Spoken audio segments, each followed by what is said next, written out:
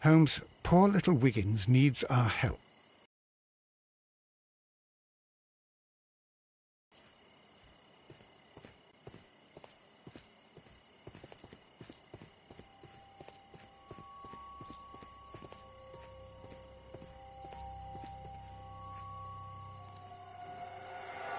Please, gentlemen, leave the scene now.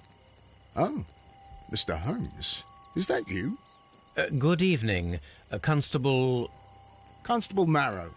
I was here with Inspector Aberline during the Ripper case, Mr. Holmes, back in '88. But then this is nothing like that case. With this one, we've got the murderer, the weapon, and the statements, which speak for themselves. Of course, Marrow. But you know that appearances can sometimes be deceiving. Who were the victims? The two men here, both shot. The stab fellow was Brian Vercotti, a well-known ruffian. The other, Kenneth Butler, a jeweller by trade. You spoke of statements. You have witnesses? Well, I was there, so I gave my own statement. And then there were two other witnesses who said they saw the killer Chapman. Mr. Turner, a gentleman who lives in that flat over there, and Polly Powell, a flower seller, who was over at the far side of the street. So, Constable Marrow, I should be delighted to hear your testimony. I was standing at the north side of Half Moon Street. That was the side that you came from. But you would have been unable to observe this part of the street, where we are standing now. That is correct. But I saw the two victims slowly enter Half Moon Street, and then shortly after, the fireworks started. A few minutes after that, the fellow Chapman rushed towards me and ran into Half Moon Street. Please continue. I didn't pay attention, but suddenly I heard a woman's cries and police whistles on the other side of Half Moon Street. I rushed over there and I saw the two dead bodies on the ground. When I reached Whitechapel Street, I saw Leighton Chapman. He'd been caught by two police constables. Did you hear the shots? I didn't hear any shots. The fireworks were all over the sky. They were so loud I couldn't hear anything else. What were the fireworks in honour of, Constable? Well, today's Queen Victoria's birthday, Mr. Holmes. Yes, I appear to have lost track of the days. It is May now, of course. Constable Marrow, what else caught your attention while you were running through Half Moon Street? I saw nothing but rats, and I took the time to light every corner with my lamp. Did you happen to look up at Mr. Turner's window when you were on Half Moon Street at that time? Yes, I saw that the window was open, but no one was there. It was dark in the room. Constable, your statements have been of great value to me. Mr. Holmes?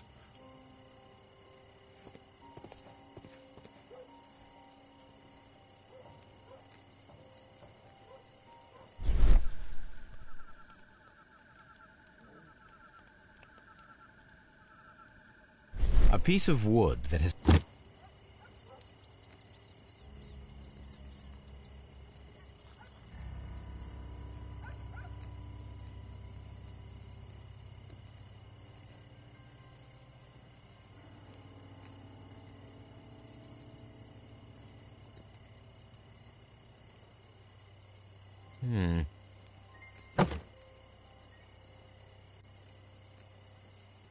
The bullet struck his head.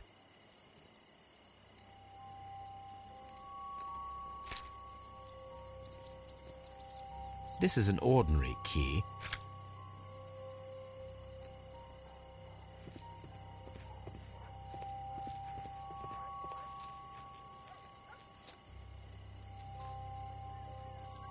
He tried to stop the bleeding with his hand.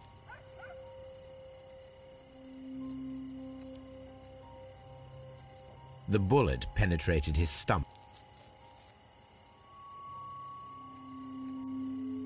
A tattoo from Westgate Prison.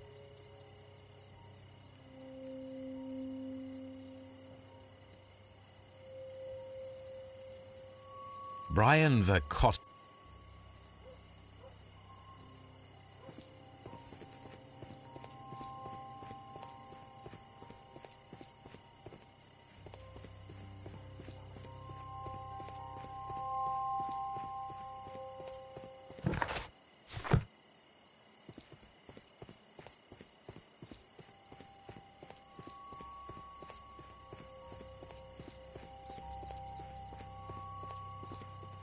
I'll do anything to save my brother.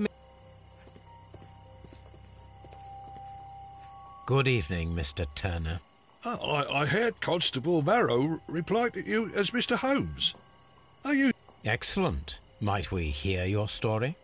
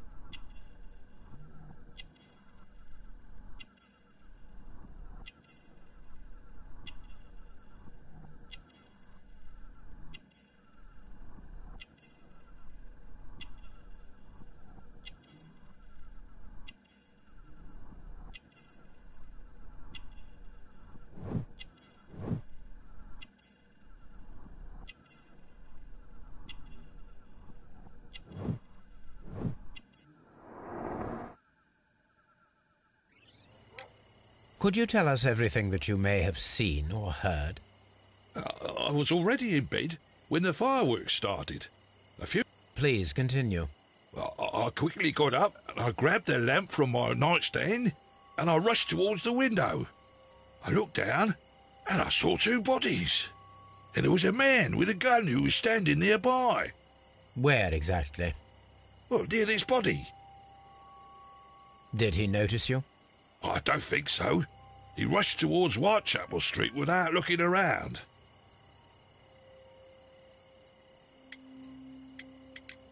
Were the two shots you heard consecutive? Yes, there was a very short pause between them, and they sounded different somehow. It seemed to me that the second shot was louder than the first. That is an interesting comment. Mr. Turner, did you see anyone else in the street? No, I saw no one but that man, the murderer, the fellow they caught. Mr. Turner, what were your actions after you stepped up to the window? I was afraid that the man with a gun might return, so I stayed close to the window till I saw the policeman coming in the Half Moon. You have helped us a great deal, Mr. Turner.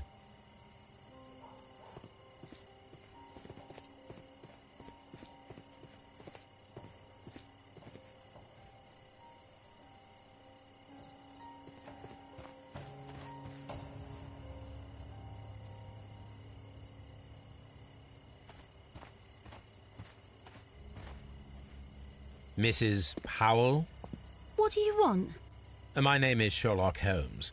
I'm assisting the police with their investigation of the crime that took place this evening.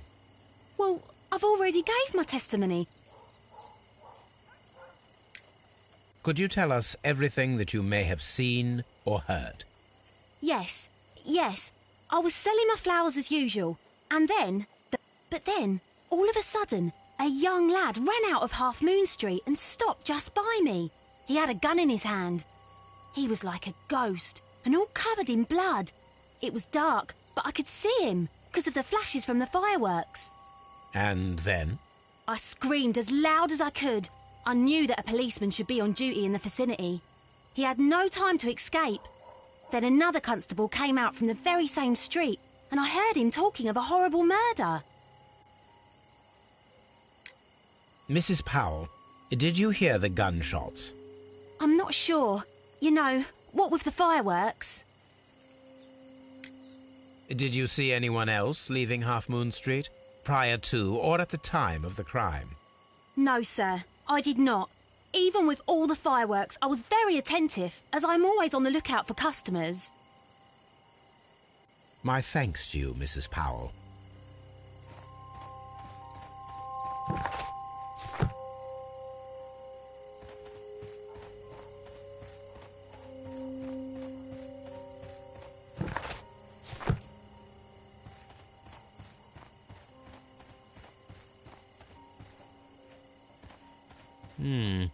This mirror is turned towards Half Moon Street.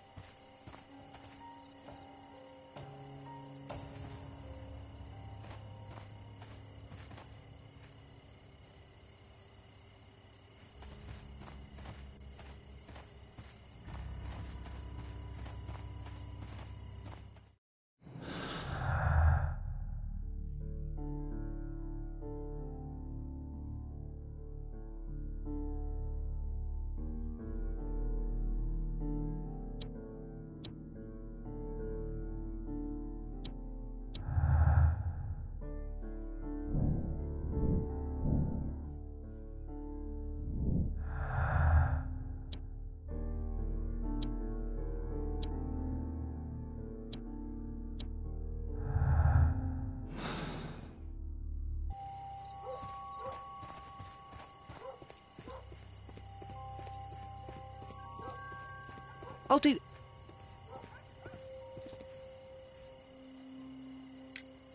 Mr. Turner, you have stated that you remained close by your window after the crime, is that correct?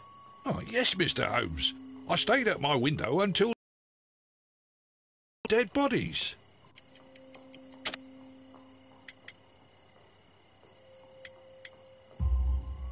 That is very interesting, Mr. Turner.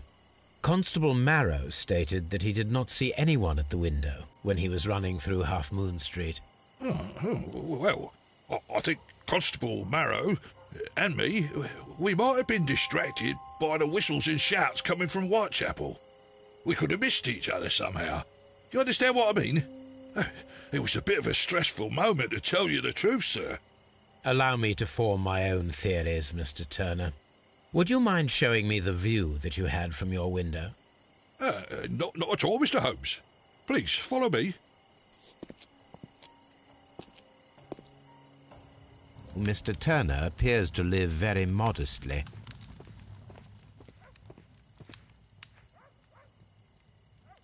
This kitchen knife is quite sharp.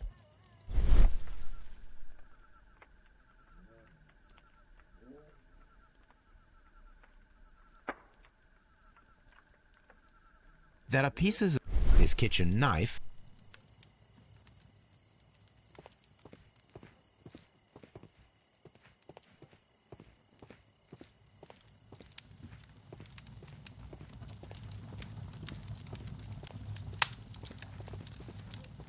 Mr. Turner was roused from his bed by the sound of gunshots.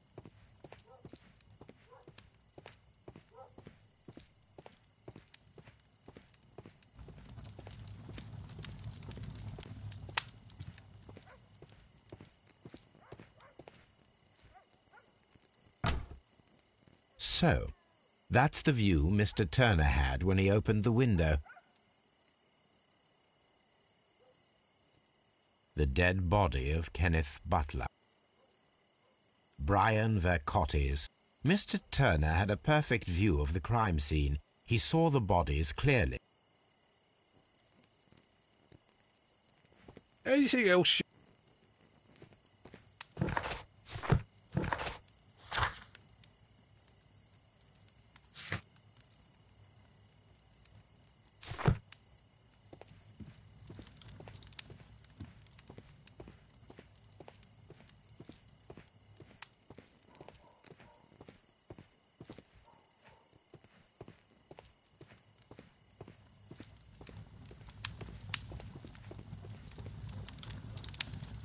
This fire is dying out.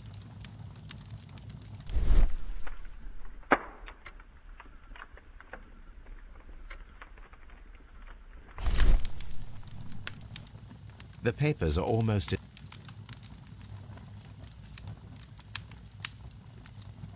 These were...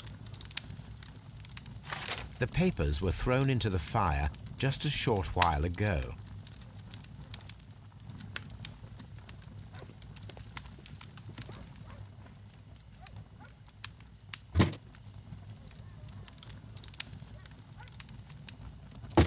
A perfect match. So, Mr. Turner broke his stick when it became...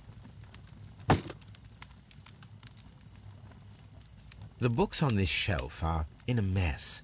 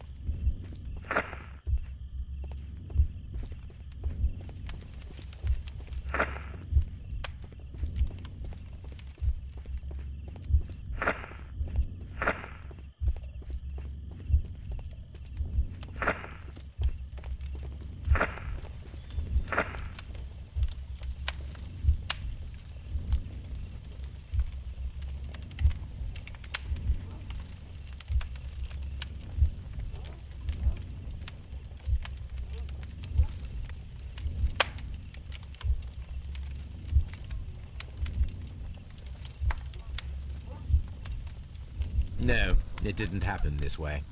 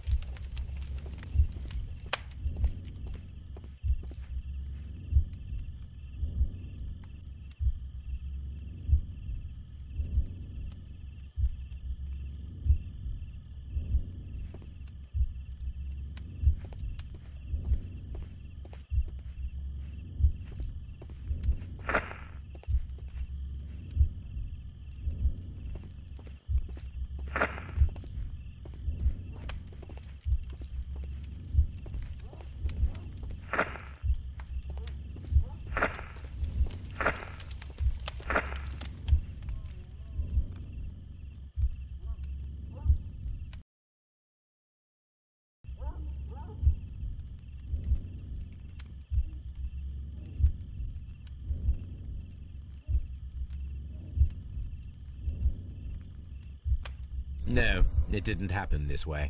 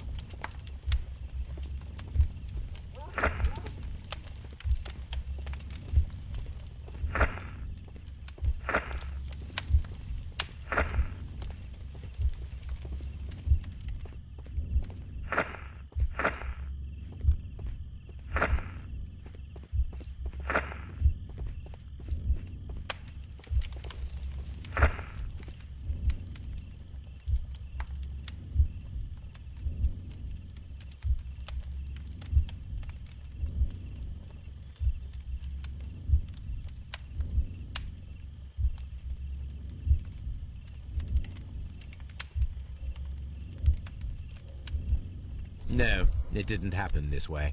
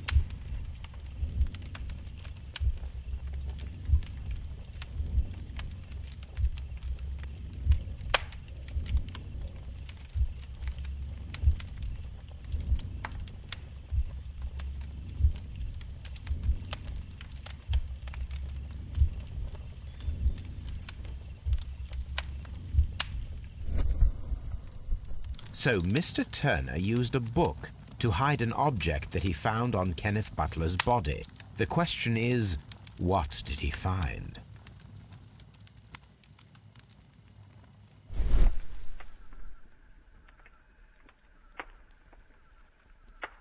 I can see prints from greasy fingers upon the cover of this book.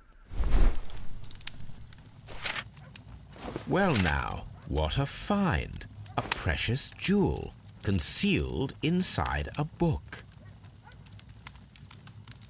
A bracelet with a unique ram's head design.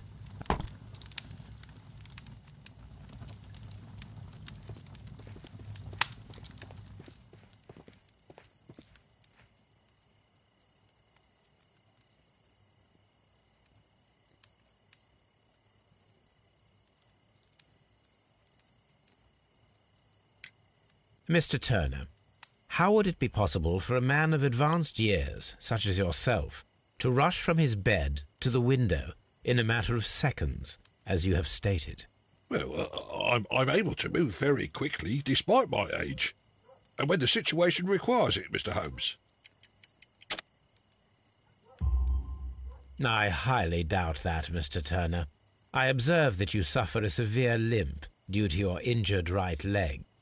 It would have taken at least 10 seconds for you to approach the window. That means you could have easily missed something or someone in Half Moon Street during that time.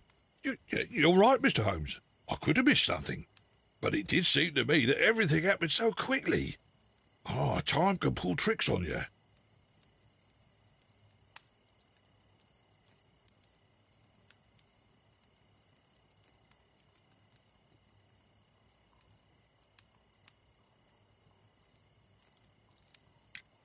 And what of everything else that you told us? Mr. Turner, it is vital that we have your complete and true statement. Mr. Holmes, I do assure you that the other things I said were most sincere.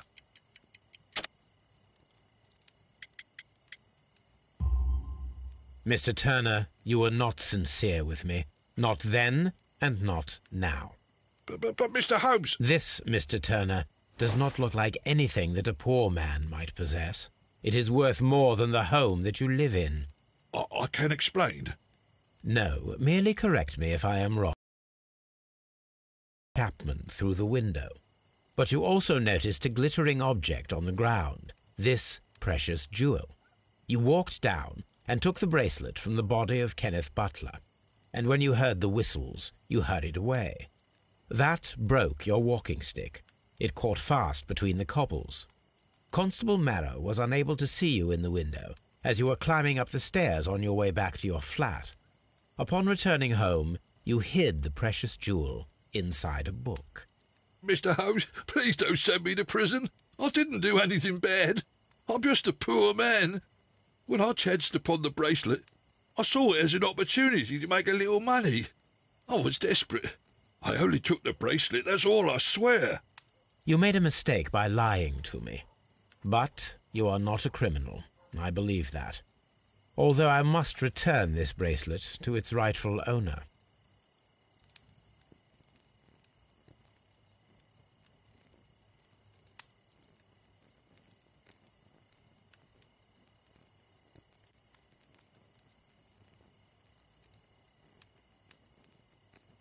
I wish this...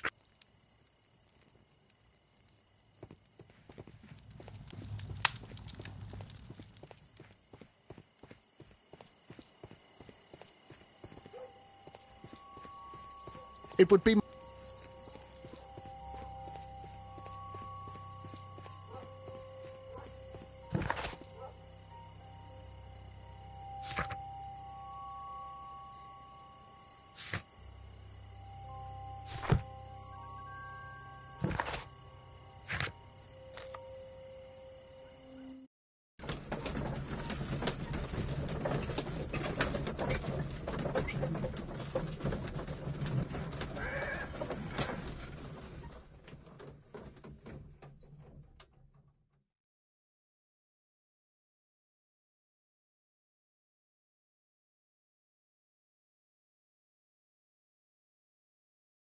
Mr. Holmes, whatever brings you here so late at night?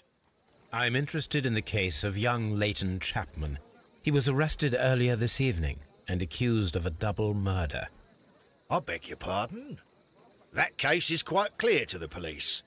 Or are there any new facts that we don't know about? Who knows, Inspector? Look, Did you find anything else on his person? a few personal belongings. Nothing particular, Mr. Holmes. Thank you, Lestrade.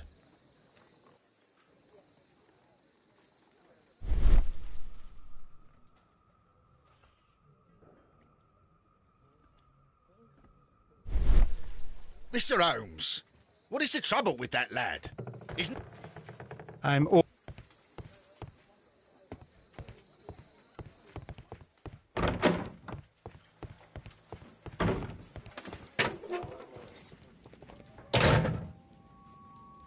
So this is the gun that Leighton was holding when he was caught by the police. It is a Webley revolver, a reliable weapon. It seems as though the shells were not removed from the cylinder.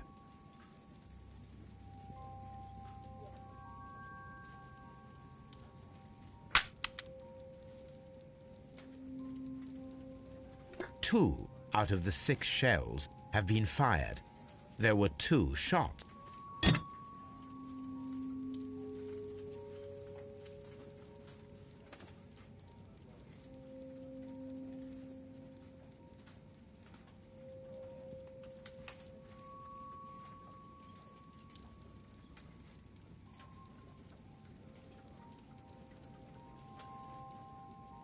These cigarettes are filled with cheap tobacco. Nothing interesting. A cheap watch, bought with his own money, no doubt.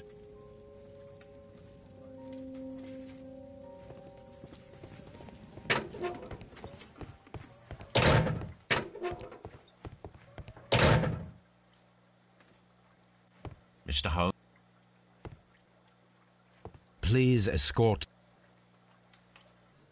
Good evening, Mr. Chapman. Who are you? I've got nothing to say. It's all a mistake. Calm down, Leighton. I have come here to help you. My brother? You know him? Then that means you're... Sherlock Holmes. Oh, blimey. All right, Mr. Holmes. I'll tell you everything.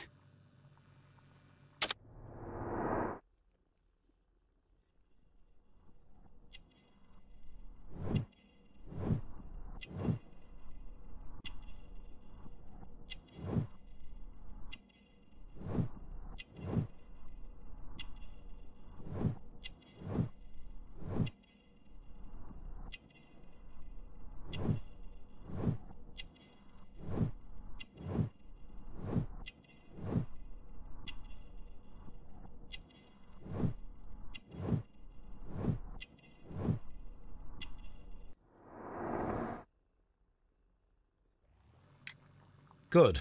Tell me your account of what happened. I left my work and I hurried up to see the fireworks in Whitechapel. I was late, so I decided to cut through Half Moon Street. I saw the first fireworks light up in the sky. I bumped into a constable on a corner before entering Half Moon. Then suddenly, what with all the firework flare, I saw 2 men. They were both lying flat in the middle of the street. I stopped where I was. I thought about turning back to the police, but as I was thinking of that, I saw a third person. He was leaning over the body that was furthest from me. The second I saw him, he raised his head and he stared at me. In a flash, I saw his gun, but he made a dash for it instead and he escaped through Whitechapel Street. So you might still have had time to return to the constable. I panicked. I didn't know what to do. Anyway, I approached the bodies. I saw that one had blood pumping out of his stomach. He was dying. He was holding a gun in his hand, though. I took it, and then I followed the third man. Interesting. Pray, continue. I turned a corner, and I saw the man standing in the middle of the street. And then, Mr. Holmes, something strange happened. I told the police, and they laughed at what I said, but I swear to you, my words are true. I started running towards him. But then I was blinded by a flash. It was so bright that I hardly saw anything for a good dozen seconds. But I kept running forward. As I arrived in Whitechapel, I heard a woman screaming. And then I was caught by the police. But there wasn't a trace of that man. course, then they found a gun and all that blood. I couldn't see the murderer escaping and all that mess. Perhaps I was still half-blinded at that moment. A thrilling account, my young man.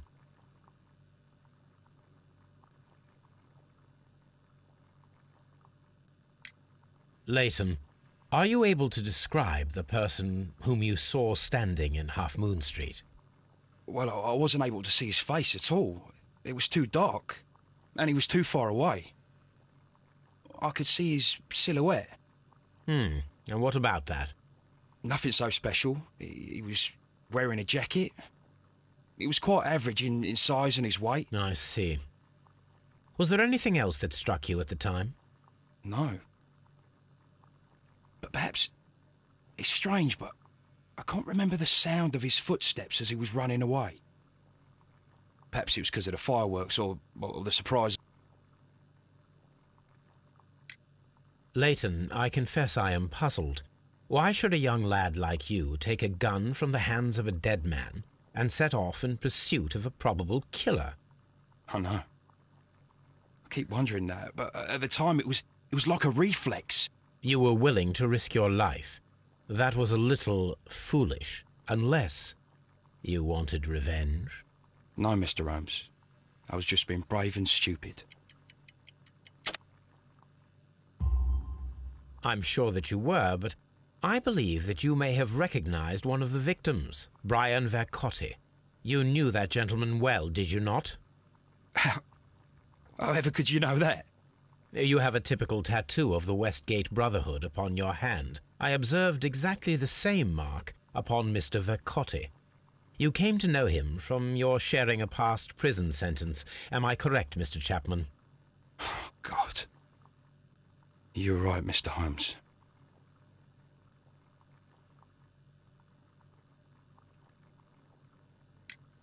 Would you tell me a little about Brian Vercotti? We were convicted for a robbery. Once in prison, both of us joined one of these fraternities. During that year, we tried to help each other out, you know? You were quite young then, I believe. Yes, Mr. Holmes, we were. We'd only stolen a pound of meat. After we were released, and when I saw what my little brother had become, I decided to work towards living an honest life. And Vercotti? He had a hard time. His sister had died in a Whitechapel dispensary while he was in prison. He had no family anymore. Our paths split. He fell back into crime. So you lost him? Yes. And for around 2 years, I heard no news of him at all. We shall see you soon, young man.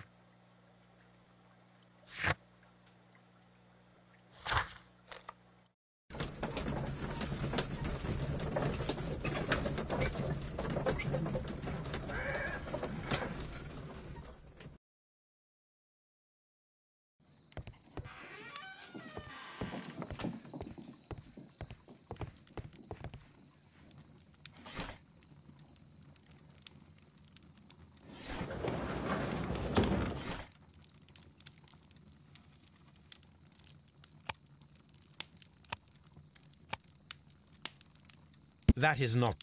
That is. That. That is. That.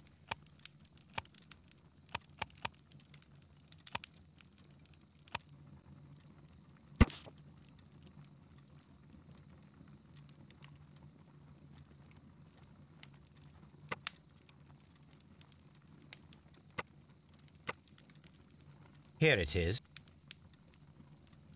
I need to continue my research in my archives.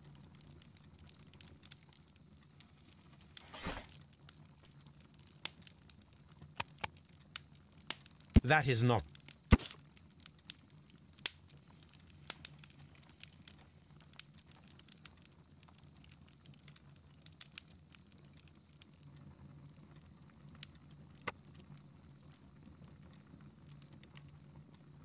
Here it is. One of the victims, Kenneth Butler, was involved in the story of the stolen Hellenistic treasures. A visit to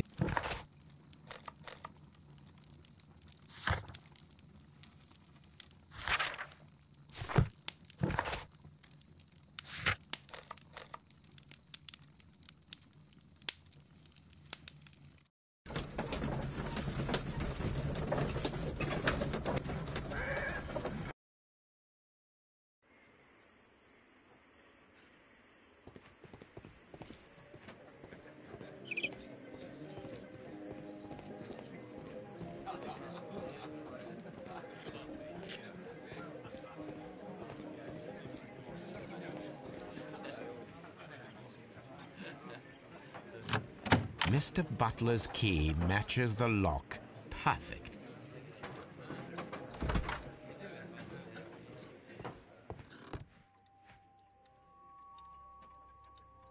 Crampons and a sharp ice axe.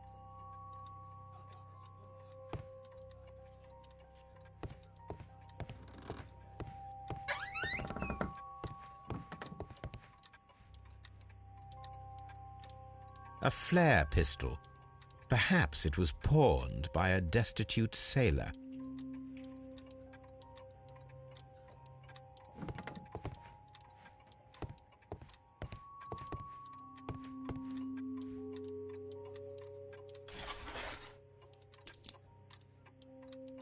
The ram's heads. Interesting. That means that Kenneth Butler owned a part of this collection or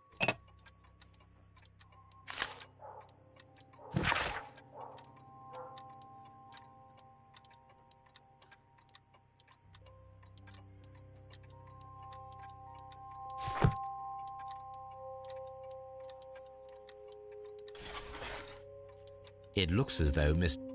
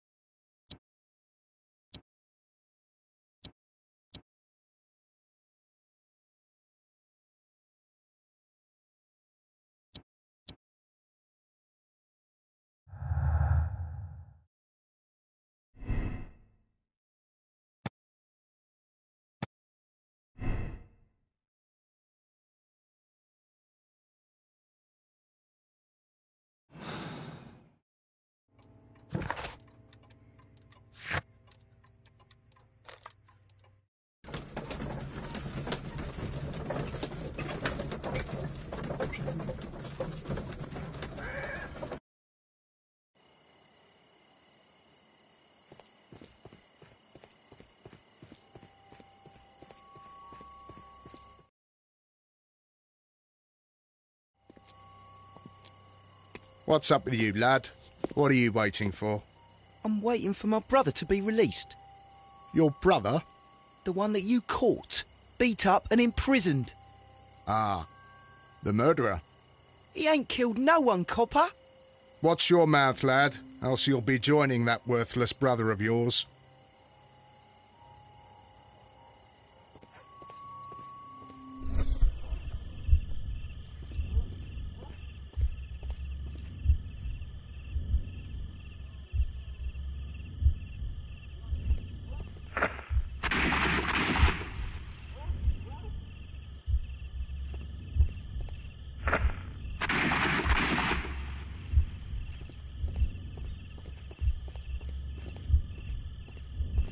I am unable to see any higher.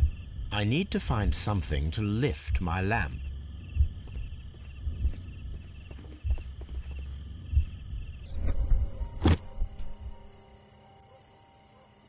This should be useful.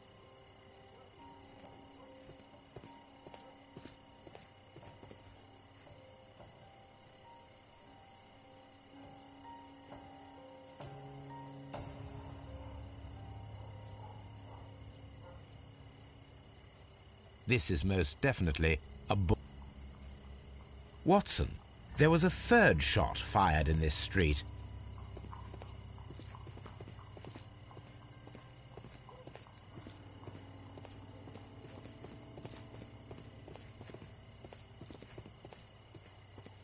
I'll do any...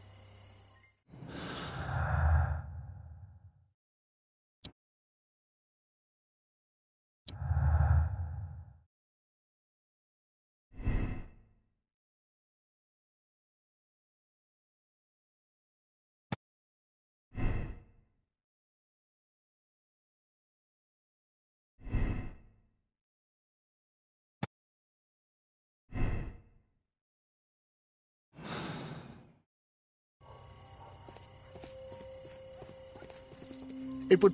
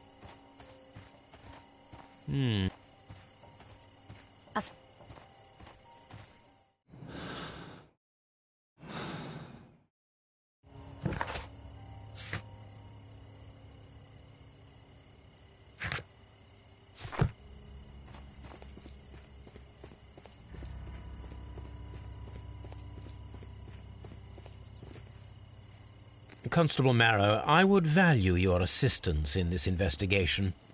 It would be my pleasure, Mr. Holmes. I would like to make sure that there are no places in Half Moon Street where a man could hide while you were running through it with your lamp. All right, Mr. Holmes, what should I do?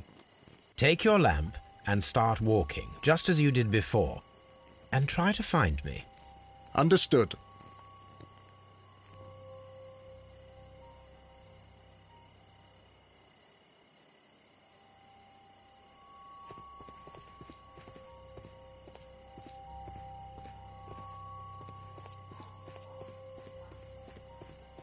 I can see you very... All right, Constable.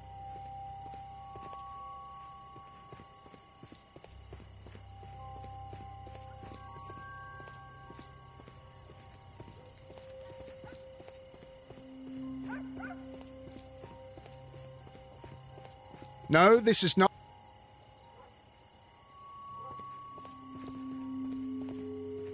Here you are, Mr. Holmes. All right, Constable.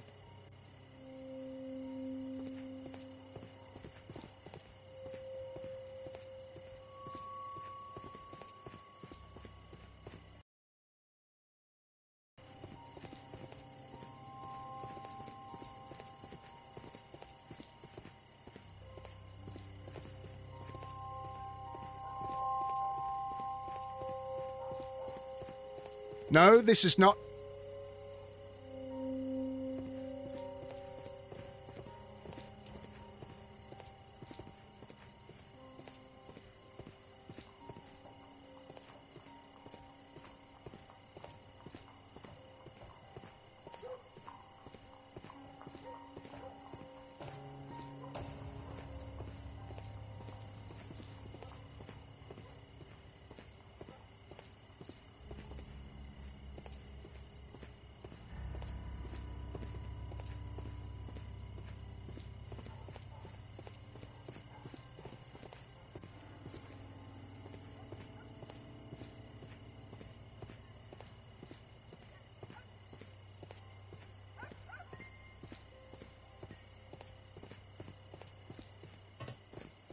I shouldn't look for Mr. Holmes here. He's hiding in Half Moon Street.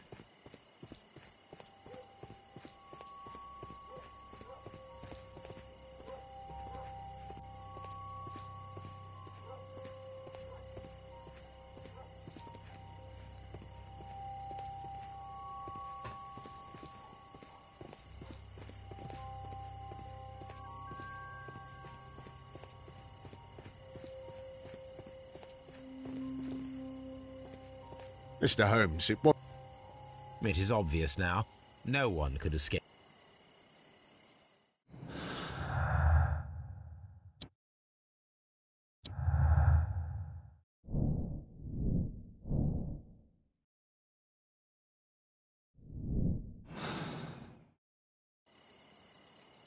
It would be...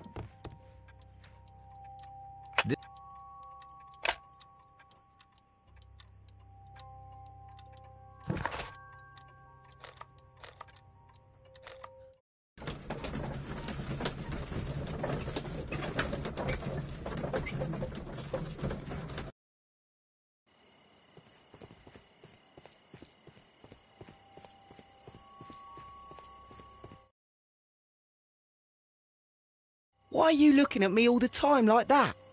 I'm just watching you, lad. I never know what to expect from people like you. People like me? Yes, street beggars and thieves. I ain't a thief. Oh, no? Then where did you get whatever it is? What ain't seen can't hardly be stolen.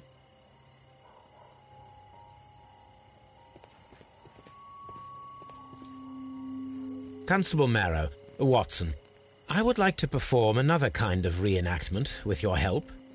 I'm listening, Mr. Holmes. I want to check if Leighton's testimony can be trusted. But Holmes, I don't see how. I am going to be the mysterious gentleman whom Leighton followed. I will stand exactly where he saw him before he was blinded by the flash. Watson, you will be Leighton. When I fire the signal flare, you should start to chase me. I understand, Holmes. You, Constable Marrow, just play your part and do exactly as you did. Just, please, wait 5 seconds after the signal flare. I doubt that Polly Powell would have screamed any earlier. As you say, Mr. Holmes. Let us begin, then. Catch me if you can.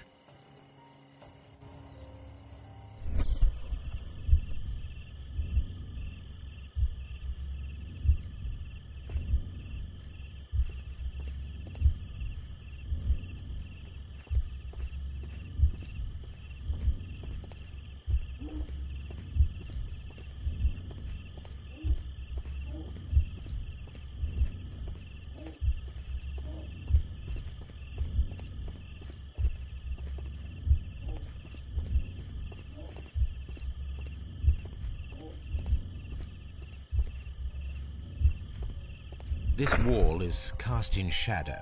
It would be difficult.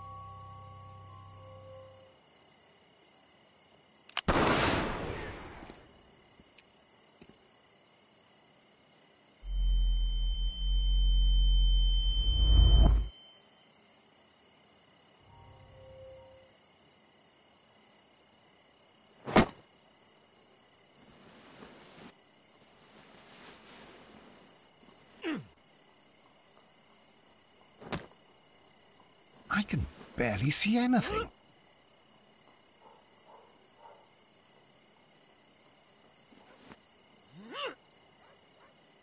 Holmes? Are you there?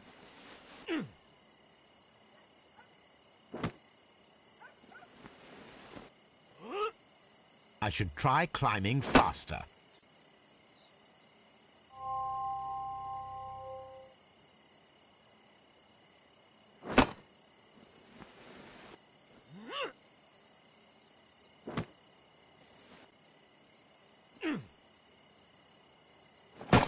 can barely see anything.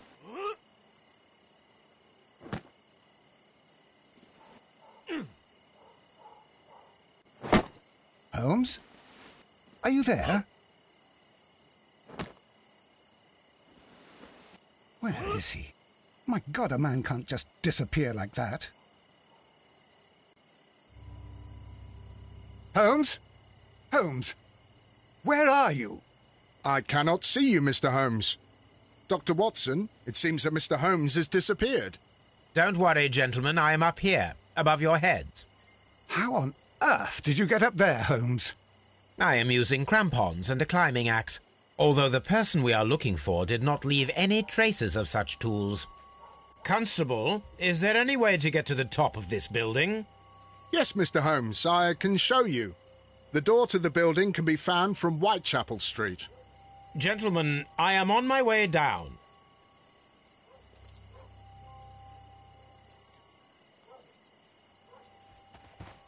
This is the back door of...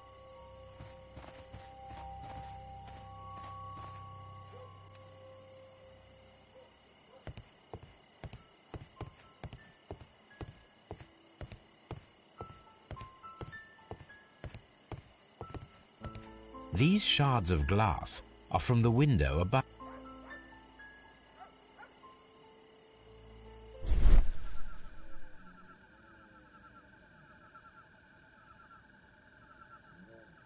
A cluster of thick black threads. They're unusually strong. I should examine them under the microscope.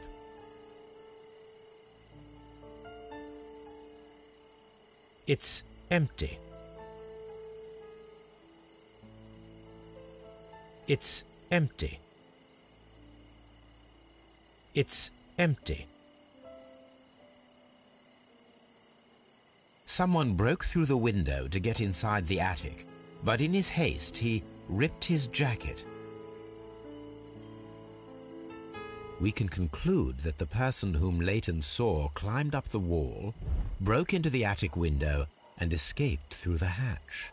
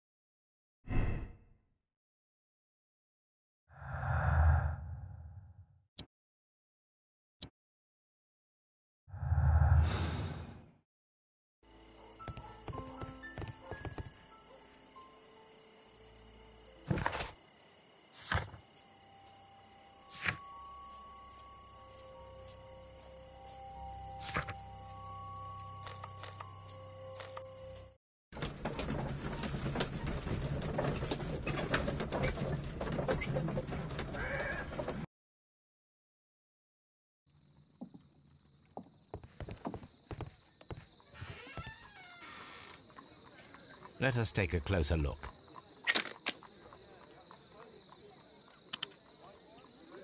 It is not a thread, but a hair. I very much doubt that it is human. I need to compare this sample with a human hair and a horse hair. A shaving brush is usually made from horsehair. Watson, could you please pass me your shaving brush? Here you are.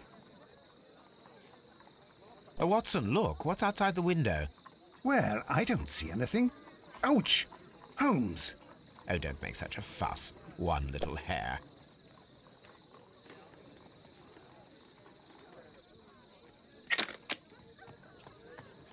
Human hair is significantly thinner than the black sample. The horse hair is thinner than the hair that we found. So, this black hair belongs to an animal, and it is larger than a horse. A hair from a large and exotic animal.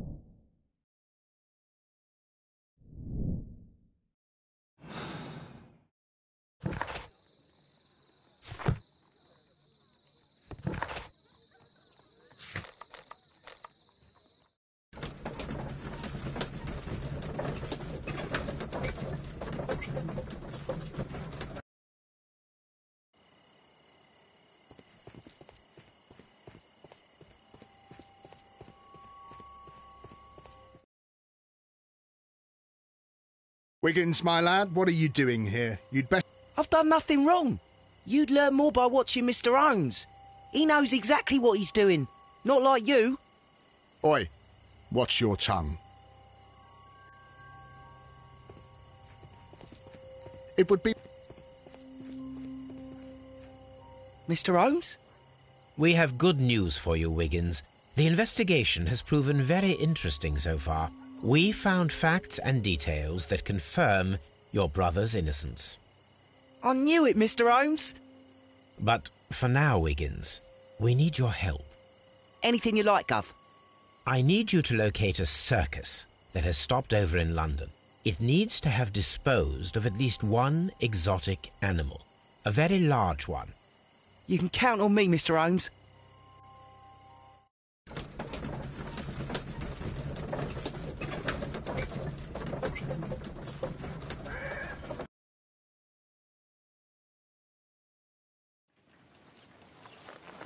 I do hope that those children don't get into trouble, Holmes. Don't worry, Watson. I predict some news in 7 seconds.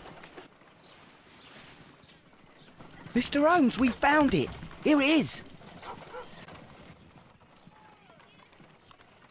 And this is a young Indian elephant, the highlight of the show. Duval Brothers, a well-known travelling circus that is currently stopped in London. I believe that is exactly the type of circus we are looking for.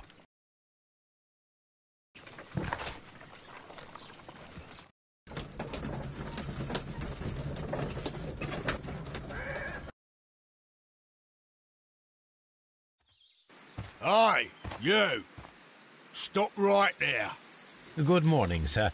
Pardon me, but why am I not allowed to walk around here? Because it's private. Well, I only wanted to meet the artistes. Hmm? You're wanting to apply for... Nah, you don't look like the type of, artistic lockpicker that we're looking for. You might be surprised. What? Nah, I don't think so. Clear off.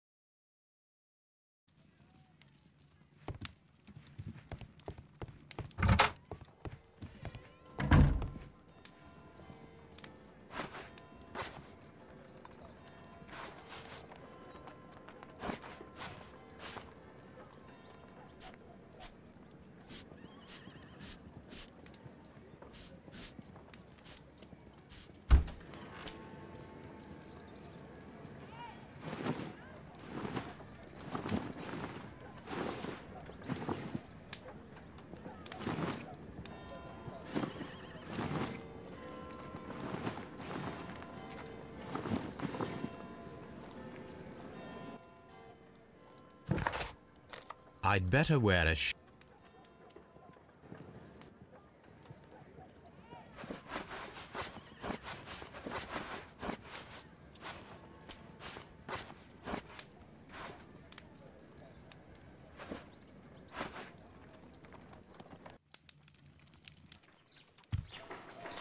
Stay where you are. What are you doing here, and where is Sherlock Holmes? Calm down, Watson. Take deep breaths now. It's me. Oh, thank God, Holmes. I can't get used to your disguises. Thank you, Watson. That means I am ready to go.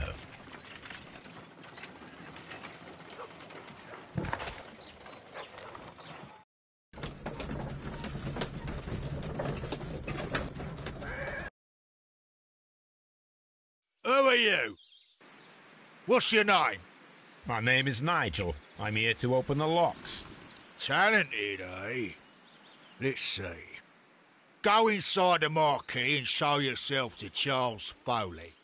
And I'd highly advise you not to trick him. Got that? I've got it. Charles Foley.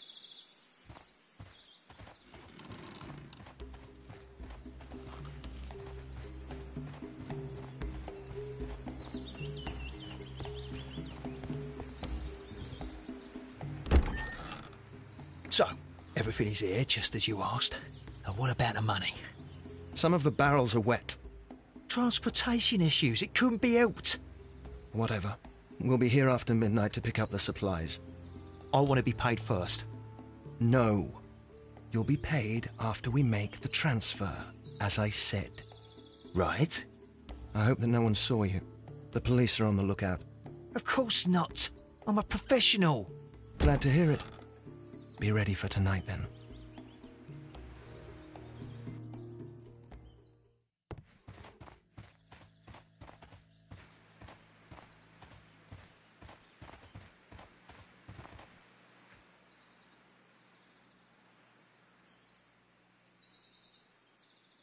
That's a picture of a contemporary gentleman wearing a Robin Hood hat.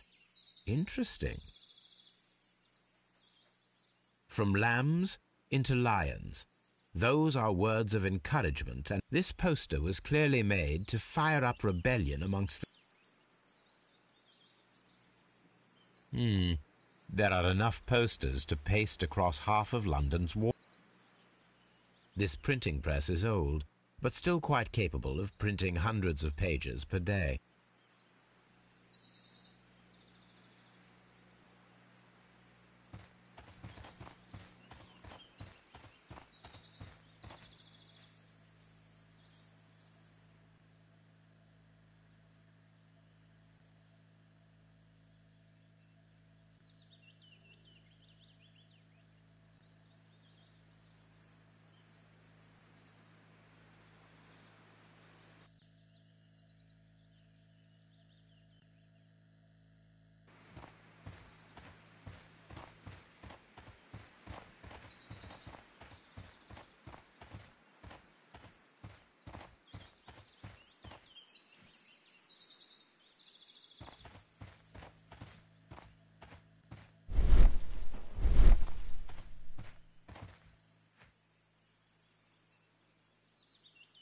This wooden barrel is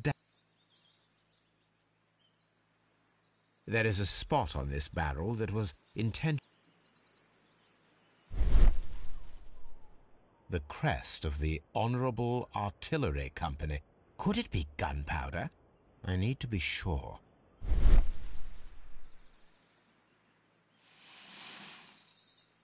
Judging by the fractions and the scent, I can confirm that it is, in fact, gunpowder. The barrels are roughly clustered. It seems as though they were brought here in a hurry. Powder kegs, a printing press, and a great many blank papers. All of this was stolen by the Merry Men quite recently. And these poster samples. I am quite sure it is not a coincidence. The Merry Men are planning some sort of sabotage. Stop right there. Who are you? Are you Charles Foley? Maybe. They say that I can open any door. Do they now? We'll see that lock near the chains on the table over there. Open that.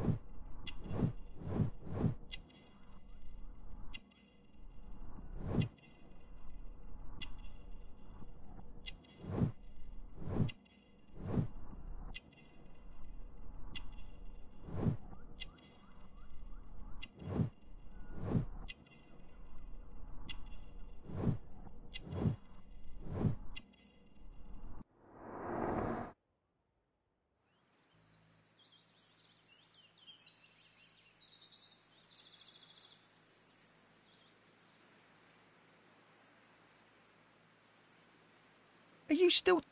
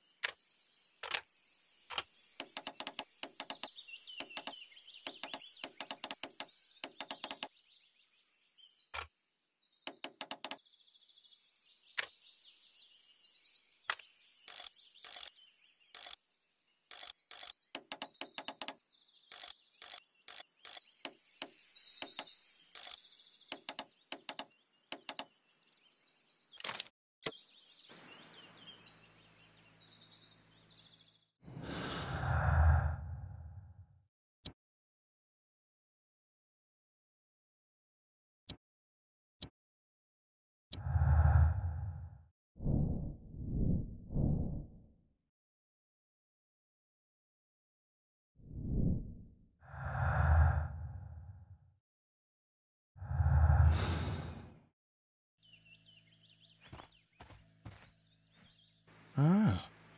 Well, they're right. Nigel Shirley, from York. Ah, Nigel from York. Never heard anything about you. How'd you hear about me?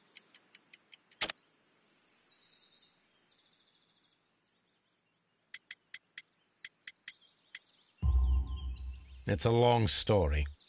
I met your brother, Vincent the Butcher Foley, in prison. He told me all about his betrayal and all about you. Before I was released, he told me that you might find a job for me one day and pay me some money for me craft. Well, he died. 7 days ago, in prison. I'm sorry to hear that.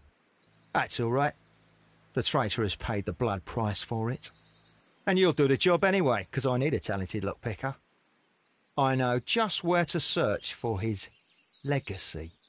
It's all about the Hellenistic treasures, isn't it? Osh, you fool. Now, listen up. You'll come with us tonight, and you better mind yourself. Us? Wait, who's coming then? Billy, Jack and me. And what will I get for that? We'll share the loot. The one you seem to know about. Right. Wait for us at the abandoned manor house on the corner of Ladbroke Grove and Kensington Park Road at midnight. Deal.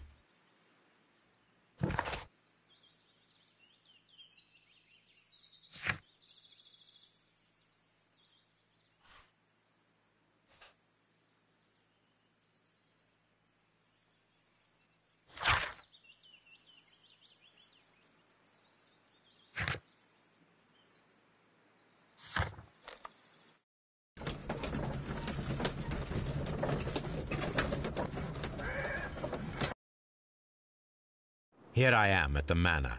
Somewhere inside it are the Hellenistic treasures. This lock is quite...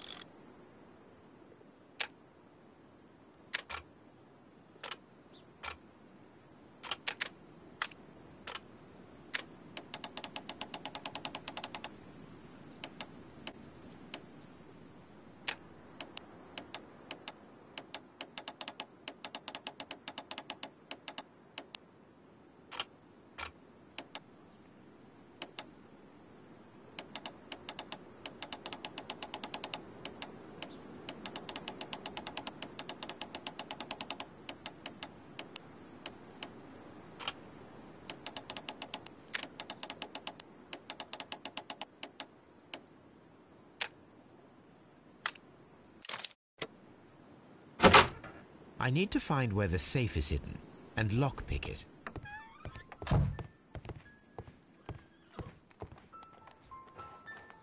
This cupboard is an app. Several books. It seems as though this... Several...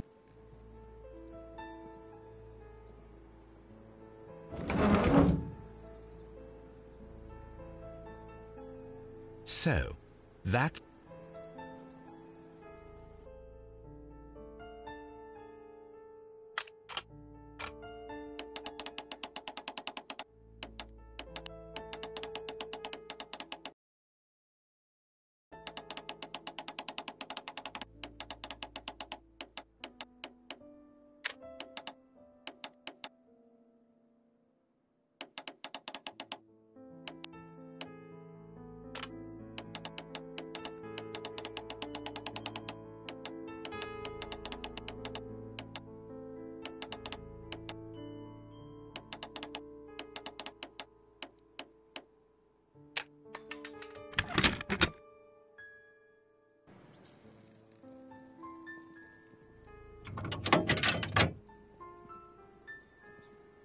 What a surprise.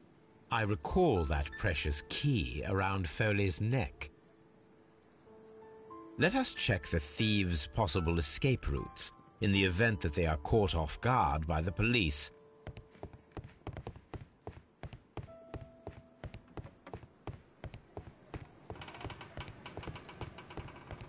The ground floor window is a perfect way to escape the police.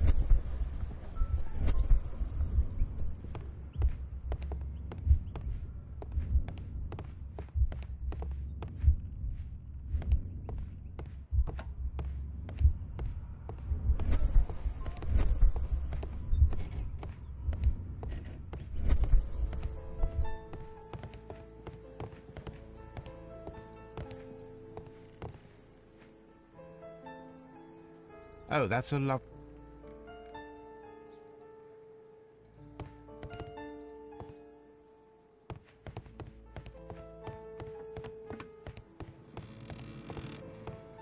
Although this window is high above the ground, it would be possible for one of the thieves to attempt to use it for their escape. This should be...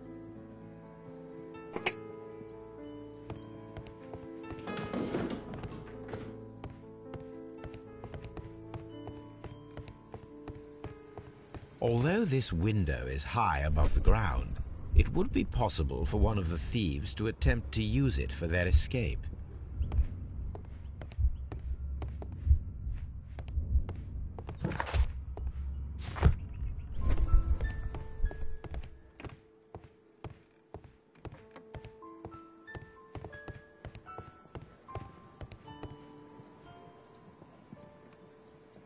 That is quite... This works very well.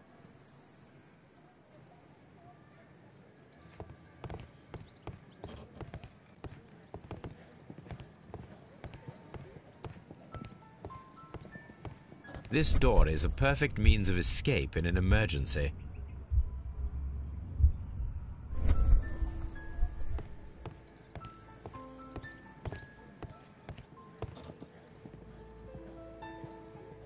This hat. There is no ladder. If it...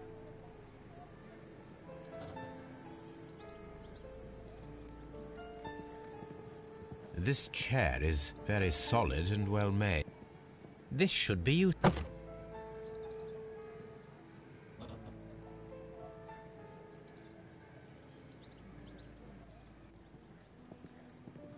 This door leads...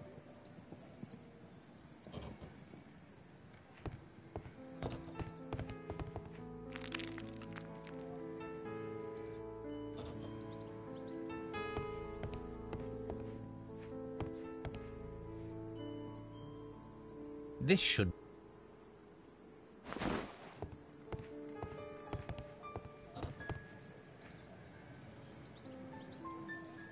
Now, it's not an open hatch. I should walk carefully.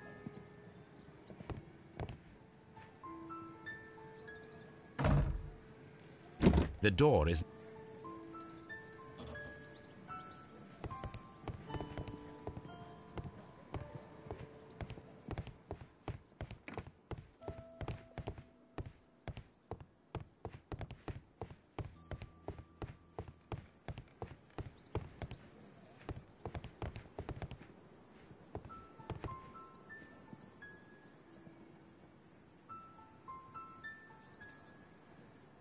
One step on these beams.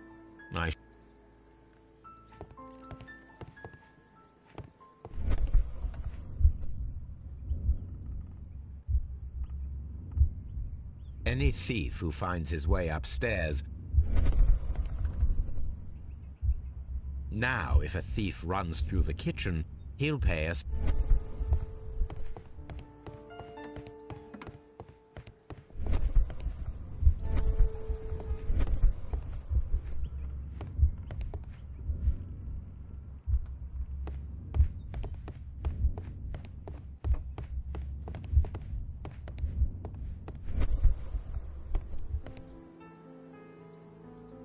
I wonder what this old chandelier is doing.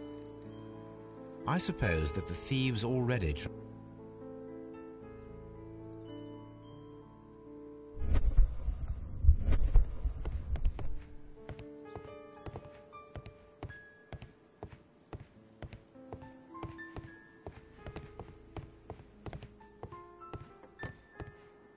The thieves won't attempt.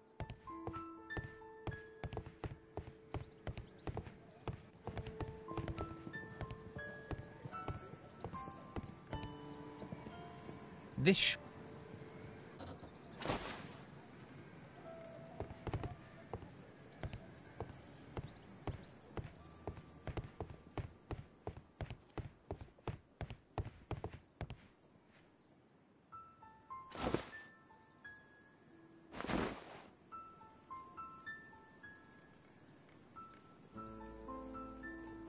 Now, if anyone takes the hammer, the rope will...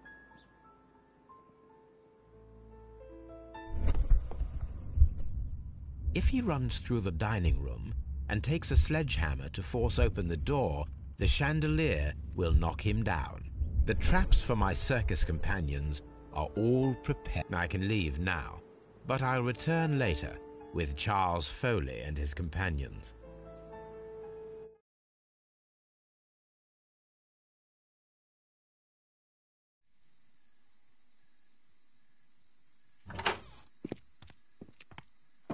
Police! Police!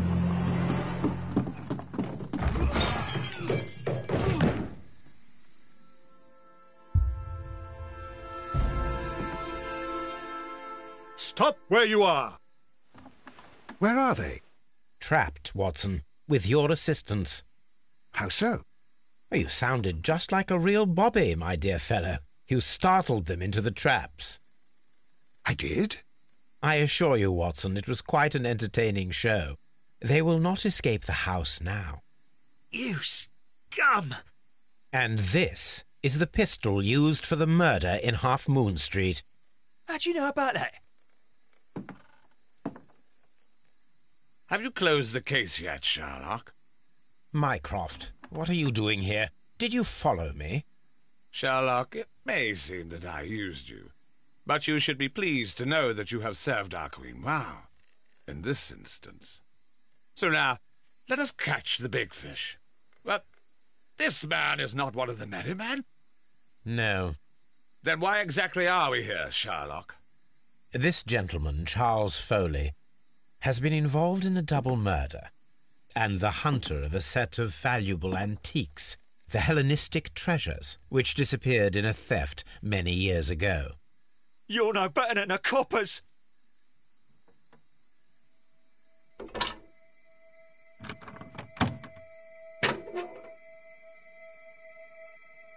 Holmes, that is incredible. The Hellenistic treasures. Indeed. Nothing but trifles. I don't know why you are asking me, Mycroft. They are yours to find. I'll see you soon, dear brother. What a beautiful... Don't move, you flim-flammer. The trap with the chandelier. Holmes... One of Foley's companions. One of Foley's companions.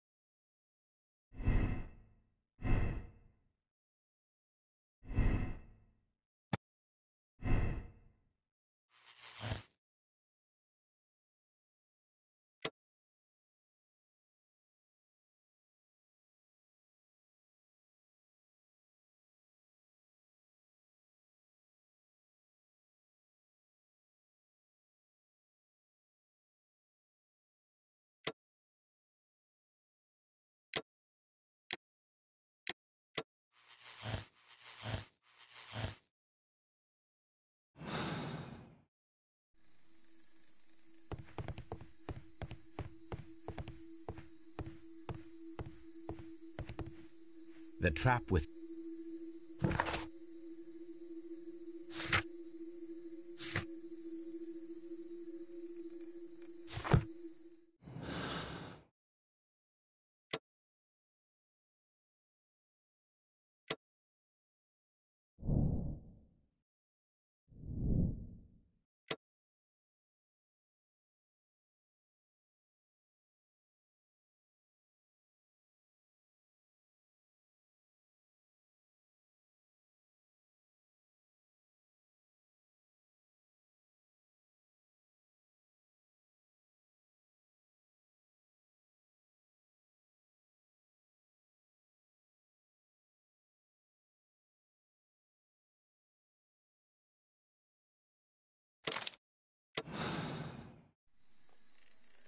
Charles Foley, you committed the crime of premeditated murder and of theft.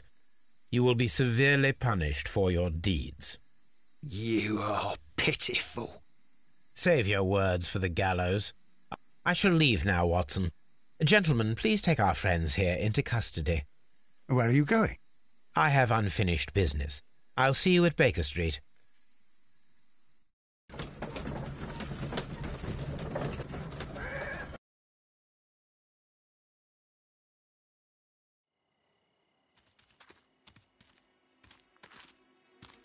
Be careful with the lamps. Don't bring them too close to the barrels. Good evening, gentlemen. Who's there? That is of no importance. What matters is who you are and the plans that you have here. So you can stop us from carrying them out? Eventually, yes. Hey, careful. You'll blow us all up. I'm listening. We are a group known as the Merry Men. But I suppose you knew that already. We are the men who've already lost everything of value in their lives. We are ruined shopkeepers. We are workers who were fired from their jobs, honest people who were robbed. We were forced out from our homes and thrown onto the street, and all the laws that were set out by our government. The laws that make the commoners only more vulnerable and the wealthy more protected. We are not only from the British Empire. Some of us are from the New Lands, America, Australia, and we are many. But men we are still, and we are merry for that we stopped being afraid. For those powers that be had done their best to plant the fear inside our souls. The fear advised us to keep our heads bowed. It prevented us from fighting. Bankers and politicians, they own our lives, our work, our bread, and they push us to compete between each other, just to see who may serve them better. But in the end, they are the few, so they are weak. They are nothing without their time. We should not fear them. Our so-called masters should fear us instead. The time has come for our group to stand tall. We are going to blow up the London Stock Exchange. No life shall be lost. But ownerships, debts, and property titles? They shall all be destroyed. They're only papers, after all. So many people... That is a radical step to take. What result do you truly expect? Chaos. But soon people, they will be able to work for themselves. Together. Without letting the rulers dictate what to do. What you are intending to do is a crime. It is not justice. How do you see justice? A loaf of dry bread. And how many lords do you see punished for stealing from their people? Sending them to their deaths in mines or overseas to fight for land? Our masters wouldn't hear us. So now it's time to sing the song of the Merry Men.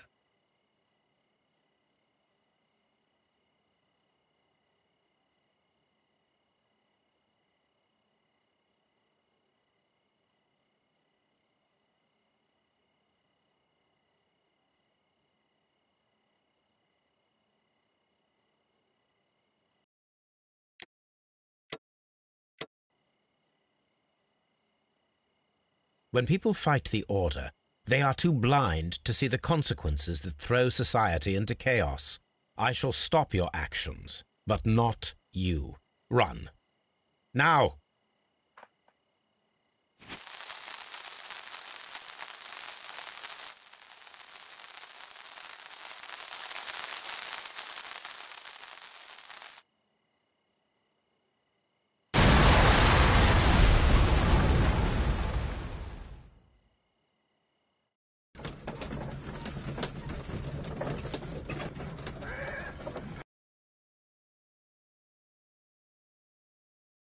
So, you're interested in Russian literature now? Quite, lately. It is an interesting book. Really? I tried reading it myself, but I had a hard time understanding. Yes, Doctor. It's about intelligence. Sherlock, I vaguely recall one of the lines. Sometimes it takes something more than intelligence to act intelligently. There were also a few words along the lines of, pain and suffering are always inevitable for a large intelligence and a deep heart. Tell me, Doctor, does... Not that I know of. Because you see, Doctor, behind all of his masquerade, my brother does possess a deep heart. So deep that he does not recall where... Well, I'm sure that... His love and his duty that, in the first place, should be directed towards the Empire. And the Empire needs order and discipline. It has no room for chaos. People who commit crimes, or at the very least intend them, deserve punishment. But we serve the truth, not justice. Your truth, Doctor, that may prove immoral. Allowing people to terrorize London, destabilizing the whole Empire. Terrorize only the powers whom you serve, Mycroft. Not I, not Watson, not Mrs. Hudson, not Wiggins. Sherlock, the merry men are to be stopped. Not by me. You created the merry men. Stop them yourself. Only make sure that you don't create 10 more merry men by arresting the one. Good night, Dr. Watson. Anything in the post, Watson? Any clients worthy of our attention? Only a second reminder from Mrs. Hudson about our new neighbour. She urges you to remove your... Oh, I don't care about that. Holmes, the lady who will be moving in shortly has requested the use of our spare room to place all of her boxes. Wait, what? A lady?